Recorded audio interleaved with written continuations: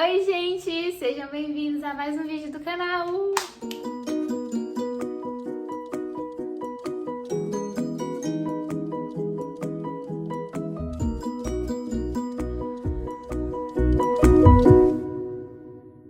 Então, amigos, aqui estamos nós mais uma vez.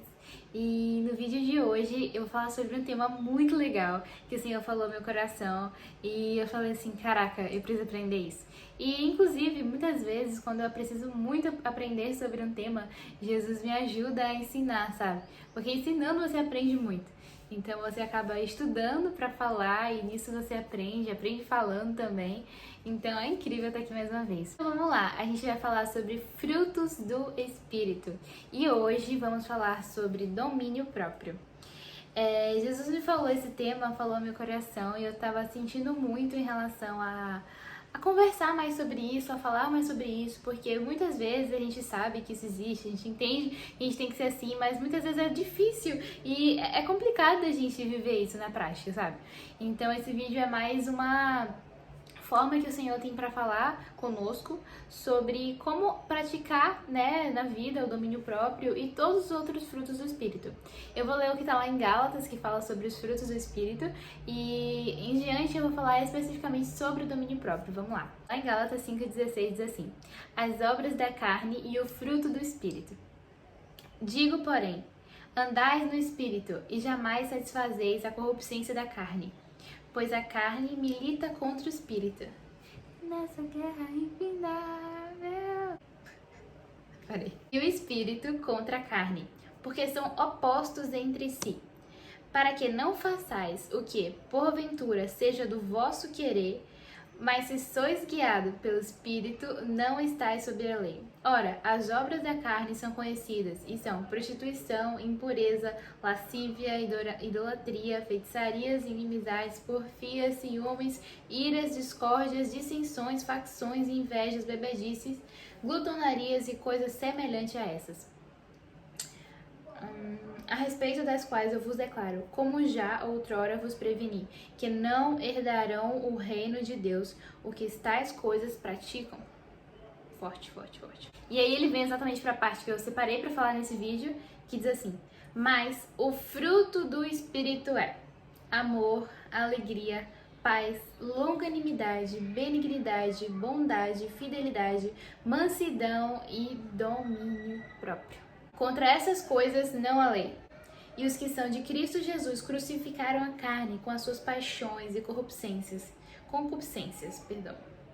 Se vivemos no Espírito, andemos também no Espírito. Não nos deixemos possuir de vanglória ou egocentrismo e coisas do tipo, provocando uns aos outros, tendo inveja uns dos outros. Então, basicamente o que fala aqui em Gálatas 5 são os frutos da carne, as obras da carne, como ele intitula, e depois os frutos do Espírito, nos quais nós devemos seguir e obedecer, e não só seguir e obedecer, mas é algo que você percebe em você e nos outros após a verdadeira morte para esse mundo e vida para Cristo, né? Um símbolo disso é o batismo, quando nós aceitamos Jesus, quando nós cremos em Deus e, sabe, caminhamos na fé cristã, e quando nós nos batizamos, é uma representação de morrer para o mundo e viver para Cristo. Então, o batismo é um símbolo disso, porque você morre para o mundo e vive para Cristo. Mas não é algo que você tem que fazer, entende? Tem uma diferença enorme entre algo que você tem de cumprir e algo que você cumpre, acaba que você nem percebe que está cumprindo e é como se fossem características suas. Você se torna uma pessoa amável, você se torna uma pessoa alegre, você se torna uma pessoa que leva a paz. Então, essas características não são mais algo que, caraca, eu vou ser amável, eu tenho que ser alegre. Ninguém pensa assim. E as pessoas que aceitam Jesus e querem caminhar uma vida com Ele, elas detêm o fruto do Espírito, sabe? Não é algo para se praticar, para se cumprir. Elas já têm isso, porque o Espírito Santo que mora nelas, e esses são os frutos do Espírito, assim como os frutos da carne são esses que eu acabei de ler. E é justamente isso, sabe? Esses são os frutos do Espírito. E muito, como ele falou aqui, ó, se vivemos no Espírito, andemos também no Espírito. Não nos deixemos possuir de vanglória, provocando uns aos outros, tendo inveja uns dos outros. E ele fala justamente isso aqui, ó. Os que são de Jesus Cristo crucificaram a carne com as suas paixões e concupiscências, sabe? Todas essas, se você perceber, eu vou falar sobre domínio próprio. Se você perceber, cada um dos tipos de domínio próprio o não dominar-se, né? O não dominar a si mesmo é deixar a carne ganhar do espírito, sabe? É como se, nesse militar que ele diz aqui, ó, no versículo 17, porque a carne milita contra o espírito, e o espírito contra a carne, porque são opostos entre si, para que não façais o que porventura seja do vosso querer. Então, cara, a carne é o vosso querer, ou era o vosso querer, sabe? Mas por a gente ter o Espírito Santo, pelo Espírito Santo ser o principal na nossa vida, o espírito ganha da carne. Amém? Diz amém! Porque é assim que tem que ser. E se porventura não acontecer, nós temos que orar e pedir sabedoria sobre aquele assunto para passar com Jesus e fazer com que o Espírito ganhe da carne sempre, dia após dia. O que eu vou falar com vocês é exatamente sobre o domínio próprio. E ele fala de vários, né? Amor, alegria, paz, longanimidade, benignidade, bondade, fidelidade, mansidão e domínio próprio. E o domínio próprio é o último que ele fala e pra mim é sensacional, sabe? Ter domínio próprio é uma coisa muito importante. E sobre isso no site da Bíblia, o nome é Bíblia 1. Não sei se vocês já ouviram falar, muito legal. Tem os versículos e vários aprendizados sobre a Bíblia.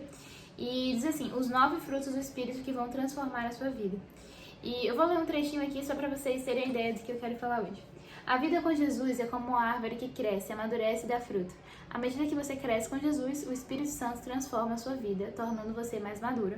E ele traz o texto de Gálatas que eu acabei de ler. E é justamente isso, sabe? À medida que você caminha com Deus, os seus frutos do Espírito vão se tornando maduros, você começa a enxergar eles verdinhos, você começa a enxergar... Porque antes nem tinha, sabe? Mas você começa a enxergá-los, daqui a pouco você enxerga eles verdes, daqui a pouco você enxerga eles ficando maduros, uns mais maduros do que outros, uns já bons pra, sabe, colher e plantar e dar novos frutos, entende? Praticando isso. Então, os frutos do Espírito são muito importantes e, sabe, é algo involuntário, é isso que eu quero dizer, gente. Sabe, uma árvore, uma macieira, ela não diz... Eu não quero dar maçã, eu só quero ter a parte da planta, eu não quero ter a parte da maçã, eu não quero fruta, eu só quero folha, só quero folha, só quero folha, só quero folha. Nunca ela vai conseguir. Sempre, quando é pra dar fruta, ela vai dar fruto, sabe? Porque aquilo ali é inerente a ela. A maçã é inerente à macieira e os frutos do Espírito é inerente ao cristão. Uau! Caraca, isso aqui ficou legal, não foi Jesus, tá vendo? É o fruto do Espírito, porque eu não sou. Se é bom, é Jesus. Justamente isso, o fruto do Espírito é um fruto cristão, sabe? É algo que você olha, é como cabelo, é como roupa, sabe? Não roupa, porque roupa não é grudado com a gente, né? Mas vocês entenderam. Sabe? É como coisas que são inerentes a nós, entende? É isso, eu já li os frutos do Espírito são esses, e agora um deles é o domínio próprio, e agora eu vou falar sobre o domínio próprio. E o domínio próprio também se divide em tipos de domínio próprio, e é isso que eu quero explanar com vocês aqui hoje. Neste mesmo site ele diz, domínio próprio significa autocontrole, é o poder de dizer não aos seus impulsos quando não são bons. Em um mundo de excessos, a Bíblia lista o domínio próprio como um dos frutos de uma vida orientada pelo Espírito Santo. O domínio próprio afeta várias áreas da sua vida, e agora a gente vai listar. Existe o domínio da língua, que lá em Provérbios 10, 19 fala sobre isso, diz assim, quando são muitas as palavras, o pecado está presente, mas quem controla a língua é sensato. Entende? Então as pessoas que falam demais, isso até é probabilidade, gente. Quanto mais você fala, é capaz de você falar uma palavra errada em 100. Se você falar 200, é claro que, entende? Então não é que você tem que ficar quieto nem ficar calado, não tô falando sobre isso, mas vocês entendem a analogia que diz aqui, né? Quando muitas são as palavras, sabe, até sobre algum assunto específico, sobre alguma coisa específica das quais a gente não deve, sabe, se intrometer. Não falo só se intrometer, porque às vezes quando a gente fala assim, olha, sem julgar, mas a gente já tá julgando, sabe? A verdade é essa. Então a gente tem que, às vezes, se abster de falar coisas, de pensar em coisas, pra não tomar o papel do Senhor e, sabe, julgar aquela pessoa de que devia ou não fazer assim, sabe? Antes olhe pra você, antes olhe pra sua vida e julgue a si mesma, sabe? E procure as pessoas para que te ajudem no que você precisa, antes de julgar os outros, né? E ele diz justamente isso: quando muitas são as palavras, o pecado está presente, mas quem controla a língua é sensato. O outro domínio é o domínio dos desejos. Lá em 1 Tessalonicenses 4, 3 ao 5 diz assim: a vontade de Deus é que vocês sejam santificados, tenham-se da imoralidade sexual, cada um saiba controlar o seu corpo de maneira santa e honrosa, não dominado pelas paixões e desejos desenfreados como os pagãos que desconhecem a Deus.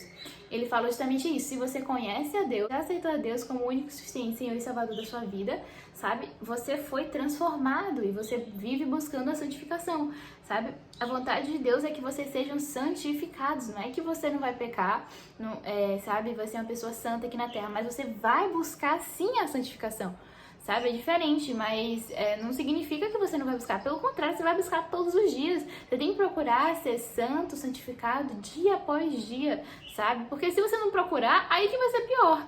Então é justamente isso, sabe? A vontade de Deus é que vocês sejam santificados dia após dia, abstendo-se de imoralidade sexual e cada um controlando o seu corpo, sabe? Você controlar o seu corpo é incrível, porque isso é o seu espírito dominando a sua carne. E é justamente isso que Jesus quer pra mim e pra você, que o nosso espírito, por meio do Espírito Santo que mora dentro de nós, domine a nossa carne, que é parte da corruptência desse mundo. Entende? Então é justamente isso, vocês, olha isso, cada um saiba controlar o seu próprio corpo. Eu te pergunto, você tem controle sobre o seu corpo? Você tem controle sobre as suas emoções? Sabe, quando você pensa, eu sei que é errado me chatear por isso, eu sei que eu não posso fazer isso nesse momento, a sua mente, que é o que está controlado pelo seu espírito, porque você racionalmente, né, você aceitou e quer aquilo, mas eu falo, você realmente, sabe, pratica o que você fala e o que você pensa, não só o que você fala, mas principalmente o que você pensa, sabe? Será que seu corpo obedece a sua mente plenamente, sabe? Rimou, mas nem era pra rimar. Será que seu corpo realmente obedece a sua mente? Será que seu corpo está a serviço da sua mente ou ao contrário? Sabe? Então, o objetivo aqui é que cada um saiba controlar o seu próprio corpo de maneira santa e honrosa, sabe? Tanto de... Olha, e esse domínio dos desejos fala sobre várias coisas, sabe? Fala sobre você se controlar diante de situações adversas, controlar em todas as situações, sabe? E é justamente você ter o domínio sobre o seu corpo. Muita gente fala assim, ah, não, eu sou cristão, mas eu não posso dominar a mim mesma, não. Cara, é o Senhor que vai governar a sua vida, os seus caminhos. Mas você, sabe, tem que tomar as decisões certas, porque é você que vai tomar as decisões, sabe?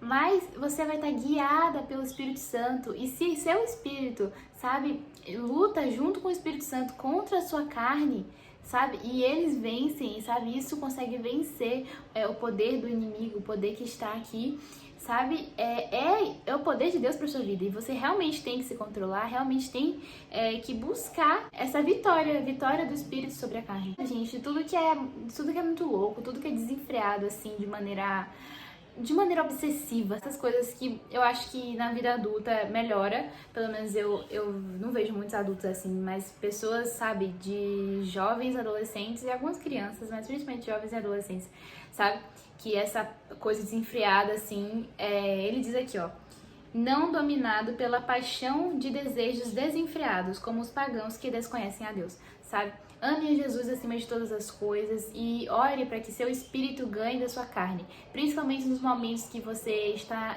numa situação difícil, que você sente essa luta do espírito contra a carne, ore, sabe? A primeira coisa que você pode fazer nessa situação, e quando você estiver se sentindo nessa situação, ore, fale, antes de falar algo errado, antes de fazer algo errado, de pensar, sabe? Para tudo que você está fazendo e ora, Senhor, me tira dessa situação, e eu tenho certeza que Jesus vai te ajudar, e com o poder que é no nome de Jesus, você vai conseguir vencer essa situação e vai ter domínio próprio sobre a sua vida. Amém? O próximo tópico é domínio da ira. E só para completar o que fala lá em Tessalonicenses, lá em Provérbios 25:28 diz assim: quem não sabe se controlar é tão sem defesa como uma cidade sem muralhas. A gente percebe que uma pessoa sem domínio próprio, uma pessoa que não consegue controlar a si mesma, é uma pessoa indefesa, é uma pessoa que se torna frágil, sabe? Porque no mundo, a Bíblia tem escrito que no mundo a gente vai ter aflições, mas tem de bom ânimo, eu venci o mundo, Jesus diz. Então, sabe, se você não começar a pensar que o seu corpo e você, enfim, tem que ter domínio sobre essas coisas do mundo, as coisas do mundo vão querer ter domínio sobre você.